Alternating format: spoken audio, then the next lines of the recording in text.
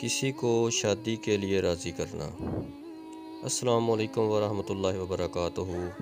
پیارے پیارے اور میٹھے اسلامی بھائیوں اور بہنوں، آج کا وظیفہ کسی کو شادی کے لیے راضی کرنے کا ہے۔ اس وظیفہ کو کر کے آپ کسی بھی شخص کو شادی کے لیے راضی کر سکتے ہیں۔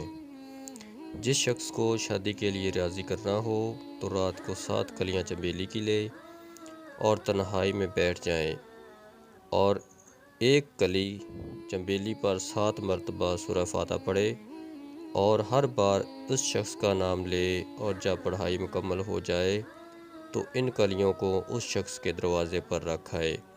اگر گھر دور ہو تو کسی پیڑ کی جڑ میں رکھ دے اور پیچھے مڑ کر مت دیکھے، انشاءاللہ وہ شخص رضامند ہو جائے گا۔ 5 وقت نماز پڑھنے کی پابندی ضرور کریں۔ ویڈیو کو دوسروں تک زیادہ سے زیادہ شیئر کریں۔